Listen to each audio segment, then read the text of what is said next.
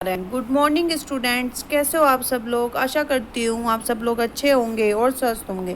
तो बच्चों, आज मैं प्रीति कंसल आत्मा ग्रीन स्कूल भरूच जाडेश्वर भरूच से आपको हमने आप प्रीवियस क्लास में बच्चों मैंने आपको फूल और कांटे की कविता कराई थी। तो उस फूल और कांटे की आज मैं आपको टेक्सचुअल एक्सरसाइज कराऊंगी बच्चों। जो हमारे को लॉन्ग क्वेश्चंस हैं, शॉर्ट क्वेश्चंस हैं, वो सब हम आज अपनी बुक में करेंगे। और कुछ के क्वेश्चन आंसर्स जैसे शॉर्ट क्वेश्चंस वगैरह हैं, वो मैंने आपको एक पीडीएफ शेयर की है, उसमें आपको दिए हैं, तो वो आपको अपनी नोटबुक में करने हैं। तो मैं अभी आपको इनको समझाती हूँ। तो जैसे कि शब्दार्थ मैंने आपको बोला था, मैंने लिखे नहीं है शब्दार्थ। आप शब्दार्थ अपनी नोटबुक में से अपनी नोटबुक में जो आपकी बुक में दिए गए शब्दार्थ है उनको आप लिखोगे। फिर उसके बाद आप मौखिक प्रश्न उत्तर डाल के ऐसे आप मौखिक प्रश्न उत्तर लिखोगे। जैसे पहला क्वेश्चन है, फूल और कांटे कहाँ जन्म लेते हैं। फूल और कांटों का कहाँ जन्म होता है? तो फूल और कांटे एक ही पौधे से जन्म लेते हैं। दोनों का जन्म एक ही पौधे पर होता है। फूल भी वहीं जन्म लेते हैं और पौधे भी वहीं पर ही जन्म लेते हैं। फूल किसके सिर की शोभा बढ़ाते हैं? जो फूल हैं वो किसकी शोभा बढ़ा रहे हैं? फूल जो है, हम फूल को देवताओं के सिर की शोभा बढ़ा रहे हैं, क्योंकि हम फूलों को देवताओं के सिर पर चढ़ाते हैं। फूल तितलियों के साथ कैसा व्यवहार करता है? तो फूल तितलियों के साथ कैसा व्यवहार कर रहा है? तो फूल अपनी गोद में लेकर अपनेपन का व्यवहार करता है। जो तितलियां हैं उनको फूल जो है उनको अपनी गोद में ले लेता है और उनके साथ अपनेपन का व्यवहार करता है। कवि की नज़र में कौन बड़ा है? जो कवि है वो ये कह रहे हैं कि उनकी नज़र में कौन बड़ा है, फूल या कांटा। तो कवि की नज़र में वह बड़ा है जो दूसरों की सहायता करता है, प्रसन्नता देता है और खुशियाँ बांटता है या देता है। तो कवि की नज़र में वो है। तो उस हिसाब से तो बड़ा कौन हुआ? तो फूल बड़ा हुआ, क्योंकि फूल ये सब करता है जबकि कांटा ऐसा नहीं करता है। ठीक है बच्चों, तो ये थे आपके दीर्घोत्तरीय प्रश्न। अब आप देखिए, उसके बाद आते हैं आपके लॉन्ग क्वेश्चंस। तो फूल और कांटे के क्वेश्चन नंबर 1 है, फूल और कांटे के अलग अलग व्यवहार लिखिए। जो फूल और कांटे हैं उसका क्या अलग अलग व्यवहार है? तो पहले फूल लिखा है, तो फूल का क्या व्यवहार है? तितलियों को अपनी गोद में लेकर, भौरे को रस पिलाकर और चारों ओर अपनी खुशबू फैलाकर ऐसा व्यवहार फूल करता है। फूल ऐसा व्यवहार करता है कि सबको, जो तितलियां हैं उनको अपनी गोद में बिठा लेता है, जो भौरा है उसको अपना रस पिलाता है, और चारों ओर जो जहाँ पर फूल लगे हैं, बगीचे में, आपका वन में, जंगल में, घर में, जहाँ पे भी फूल लगे हैं वहाँ पे सबको अपनी जो उसकी खुशबू है, जो उसकी सुगंध है, उसको चारों ओर फैलाता है, और उस खुशबू से ही हमारा मन प्रसन्नचित्त हो जाता है। ऐसा फूल का व्यवहार है। अब कांटे का व्यवहार क्या है? तितलियों के पंख फाड़कर, उंगलियों में छेद करना और वस्त्रों को फाड़कर ऐसा व्यवहार कांटा करता है। तो कांटे का ये सब व्यवहार है। कांटे वो दूसरों को तकलीफ देता है। तो तितलियां जो आती हैं फूल पे मंडराने के लिए, तो वो उनके पंख फाड़ देता है, उनको पंखों में चुभ जाता है। जो उंगलियां हैं उसमें हम फूल तो उंगलियों में चुभ जाते हैं। जो वस्त्र हैं वो वस्त्र भी उसमें फंस गए तो उनको भी फाड़ देता है। ऐसा तितलियों का ऐसा कांटा व्यवहार करता है। फूल और कांटे को समान रूप से क्या क्या मिलता है? जो फूल और कांटे हैं उनको समान रूप से क्या क्या मिलता है? तो फूल और कांटे को समान रूप से चांद की चांदनी, एक जैसी वर्षा का पानी, एक सा ही सूरज का प्रकाश और एक सी हवा का बहना भी मिलता है। दोनों को सेम चीजें मिलती है। अब देखिए, आप क्वेश्चन नंबर जो 3 दिया गया है इसको आप खुद करोगे। इस क्वेश्चन नंबर 3 को कवि ने, मैंने इसका अर्थ आपको समझा दिया है। क्या कह रहा है? कवि ने ऐसे क्यों कहा? छेद कर कांटा किसी की उंगलियां, फाड़ देता किसी का वरवासन। तो इस लाइन का आपको अर्थ ऐसा क्यों कहा गया है? क्योंकि जो कांटा है वो फूल के साथ जो कांटा उगता है वो शार्प वो होता है, तो वो उंगलियां फाड़ देता है। लोगों जो वस्त्र हैं उनको भी फाड़ देता है, उंगलियों में छेद कर देता है और कपड़े फाड़ देता है। पर सदा ही यही दिखाता हमें ढंग उनके एक से होते नहीं, पर सदा हमें ये दिखाया जाता है कि दोनों का जन्म एक ही जगह हुआ है, दोनों का सब चीज़ें एक से ही है, पर उनके व्यवहार एक से नहीं होते हैं, दोनों का व्यवहार बिल्कुल अलग होता है, ऐसा इसलिए कहा गया है। तो ये सब आप अपना आप लिखोगे। मैं बताती हूँ क्वेश्चन नंबर 4, कवि ने क्या सोचकर इस कविता को लिखा होगा और क्या वह कोई संदेश देना चाहते हैं? तो कवि ने यह सोचकर इस कविता को लिखा होगा कि उन्होंने यह बताया है कि फूल और कांटे को एक समान सब कुछ मिला, लेकिन फिर भी उनके स्वभाव में अंतर है। कवि बताना चाहता है कि एक ही परिवार के दो बच्चों को एक जैसा लालन पोषण करने पर भी दोनों अलग अलग होते हैं। तो ठीक वैसे ही फूल और कांटे भी हैं। तो और कवि इस कविता में यह संदेश देना चाहता है कि हमें ऊंचे कुल में जन्म लेने से हम बड़े नहीं होते, कि हमने ऊंचे कुल में अगर हमने जन्म लिया तो हम बड़े हो गए, नहीं, हम ऐसे बड़े नहीं होते हैं। हम जो बड़े होते हैं अपने कर्म से होते हैं, अपने व्यवहार से होते हैं। तो ये इससे हमारा बड़प्पन नहीं दिखाई देता, हमारा बड़प्पन हमारे कर्म के आधार पर निर्धारित होता है। ठीक है, तो बच्चों ये मैंने आपको लॉन्ग क्वेश्चन और शॉर्ट क्वेश्चंस मैंने आपको कराए हैं, तो ये आप अपनी नोटबुक में लिख लेना। अब मैं इसके बाद आपको आपकी जो टेक्सचुअल एक्सरसाइज है अब मैं वो कराती हूँ। तो हम पहले ये आपका जो कंप्रेशंस दिया गया है उसको करते हैं। फूल लेकर तितलियों को गोद में, भोरे को अपना अनूठा रस पिला, नित सुगंध और निराले रंग से है सदा देता कलीजी का खिला। है खटकता एक सबकी आंख में, दूसरा सोता सुरसीस पर, किस तरह कुल की बड़ाई काम दे, जो किसी में हो बड़प्पन की कसर। तो यहाँ पे इन्होंने ये पंक्तियाँ दी गई हैं। तो इस पंक्तियों में क्या कह रहा है, प्रथम 4 पंक्तियों में कवि ने किसकी और कैसे प्रशंसा की? तो किसकी और की, ये फूल की तरफ प्रशंसा की गई है। किसकी तरफ की गई है? फूल की। और किसकी और कैसे प्रशंसा की गई है ये आप खुद लिखोगे, क्योंकि ये सब जो मैंने आपको क्वेश्चंस कराए हैं, शॉर्ट और लॉन्ग क्वेश्चन, सब उसी पर ही आधारित है। और दूसरा आपको इसमें से ही अर्थ मिलेगा, क्योंकि फूल कैसे प्रशंसा की? तितलियों को गोद में लेकर, भौरे को रस पिलाकर और अपनी सुगंध को चारों ओर फैलाकर, ऐसे उसकी प्रशंसा की गई। तो ये आप खुद लिखोगे, मैंने इसलिए नहीं लिखा है। खटकता एक किसके लिए आया है? तो ये कांटे के लिए आया है। यहाँ पे आपकी दृष्टि में कौन अच्छा और क्यों है? तो मैंने लिखा फूल। फूल मेरी दृष्टि में अच्छा है क्योंकि फूल सबको खुशियाँ देता है, आनंद देता है, प्यार देता है और सबके मन को भाता है, तो फूल इसलिए अच्छा है। आपकी दृष्टि में क्या अच्छा है वो आप खुद लिखोगे बच्चों, वो मैं नहीं बताऊंगी।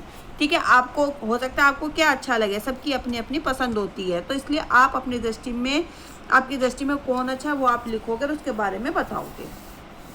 ठीक है, नेक्स्ट क्वेश्चन देखिए, लघुत्तरीय प्रश्न। लघुत्तरीय प्रश्न में क्या है? क्वेश्चन नंबर 1, एक ही पौधा किन्हें पालता? जो एक ही पौधा है वो किन्हें पालता है? फूल और कांटे को। पौधा दोनों को ही पालता है, फूल को भी और कांटे को भी।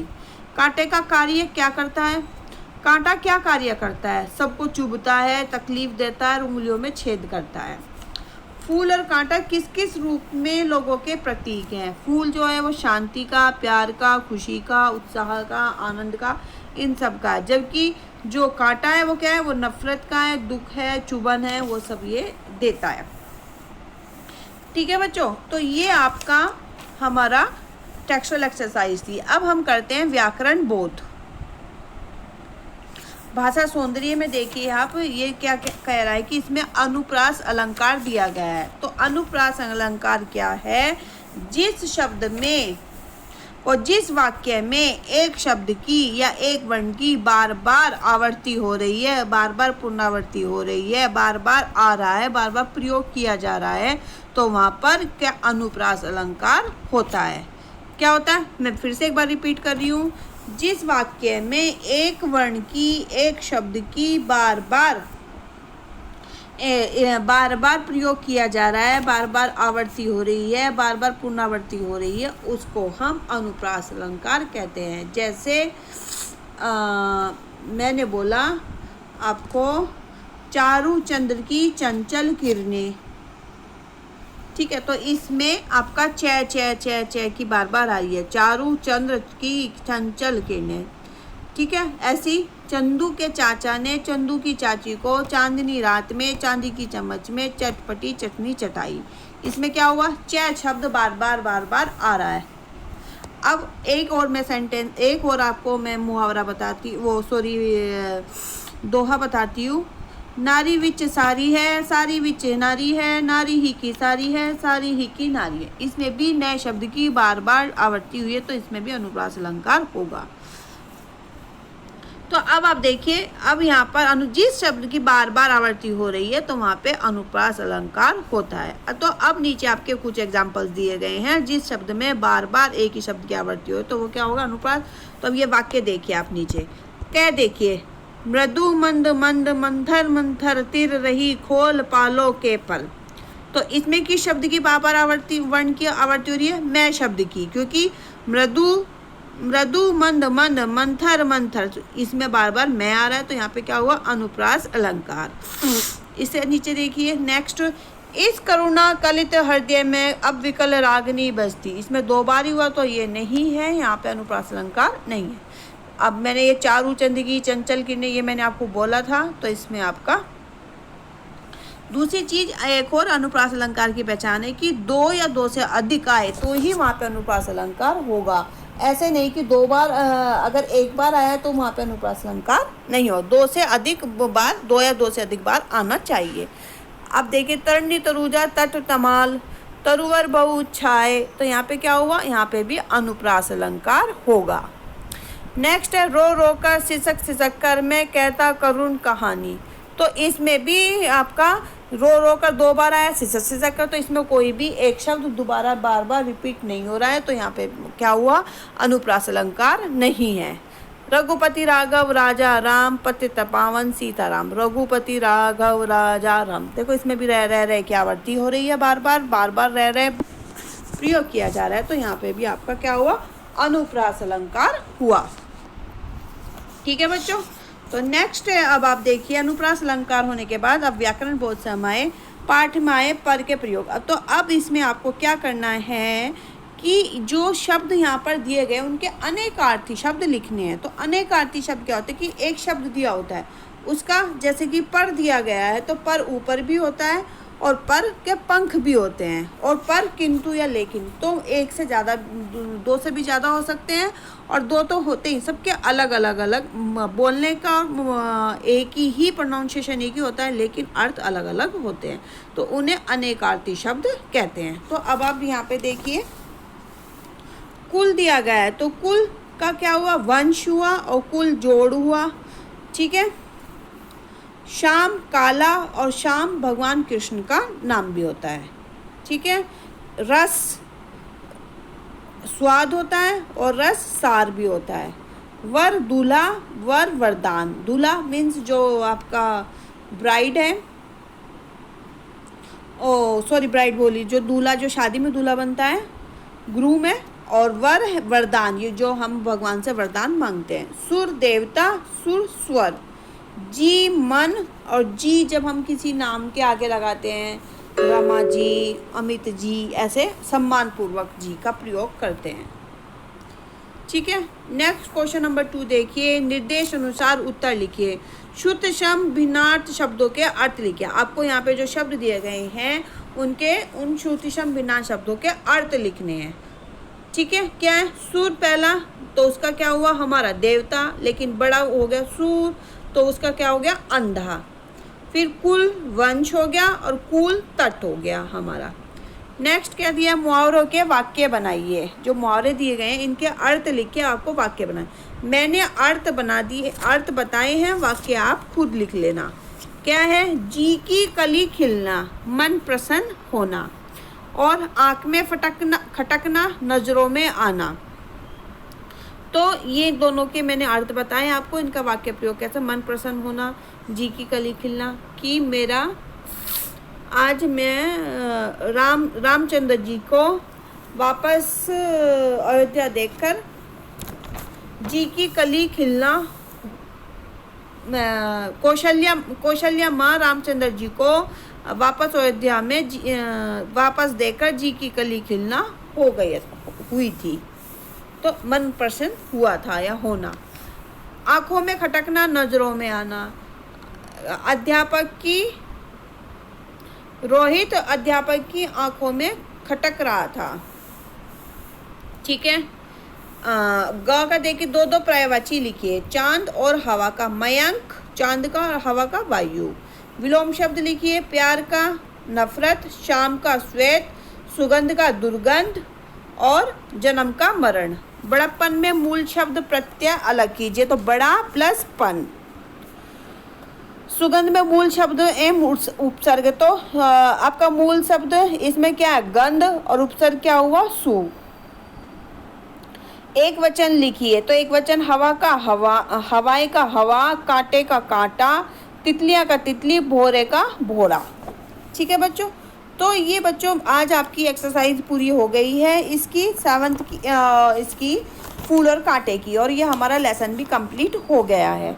ठीक है बच्चों, और आप लोग अपनी अपनी जो सब्जेक्ट एनरिचमेंट एक्टिविटी है बच्चों, वो आपको सभी को करनी है, और सबको टाइम से मैं सबको टाइम पर जो सबमिशन डेट है उस टाइम पर भेज देना है। और 7th क्लास के स्टूडेंट, आप लोग को मैं स्पेशली बोल रही हूँ, आप लोगों ने लास्ट टाइम भी जब PT1 की आपकी सब्जेक्ट एनरिचमेंट एक्टिविटी हुई थी तब भी आप लोगों ने नहीं भेजा था, तो इसलिए आपसे बोल रही हूँ कि जिन लोगों ने भेजा था वो इग्नोर करें, लेकिन जिन्होंने नहीं भेजा था स्पेशली उनको बोल रही हूँ तो वो अपनी एक्टिविटी ज़रूर भेजें। ठीक है, तो बच्चों नेक्स्ट क्लास में मैं आपसे फिर मिलूँगी। Okay bye, take care, stay home, stay safe.